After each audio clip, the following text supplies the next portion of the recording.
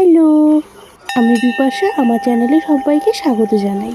আমি গিয়েছিলাম করিমপুর সেনপাড়া মন্দিরে। এটা হচ্ছে আমাদের বাড়ির কাছেই। তো এর আগের ভিডিওতে আমি তোমাদের বলেছিলাম আমি মন্দিরটা তোমাদের ঘুরে দেখাবো। তো এই ভিডিওটাই তোমরা সব দেখতে পাবে। এই যে তোমরা দেখলে আমি এই গেট দিয়ে ভেতরে ঢুকলাম। এই গেট দিয়ে ছাড়াও কিন্তু আর একটাও রাস্তা রয়েছে ভেতরে ঢোকার জন্য। এই যে মন্দির দিয়ে প্রবেশ করে এখানে মন্দিরের ভেতরে ছোট ছোট ঘর করে অনেক ঠাকুর ছিল, মানে শিবলিঙ্গও ছিল এখানে। শিবরাত্রির দিন সেখানে জল ঢালা হয়।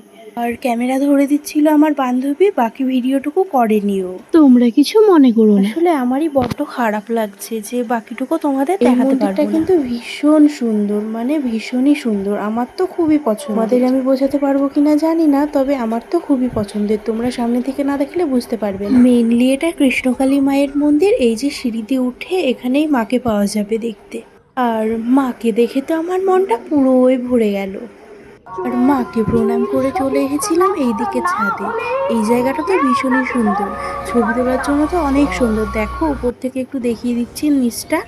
এই যে সামনে দেখতে পাচ্ছ ওখানটায় কৃষ্ণকালী মা রয়েছে। আর এই যে দেখো চারপাশটা কত সুন্দর। আর এই হচ্ছে বাইরের সাইড দিয়ে সিঁড়ি, এদিক দিয়ে ঢুকলাম। তোমাদের কেমন লাগলো জানিও। টাটা।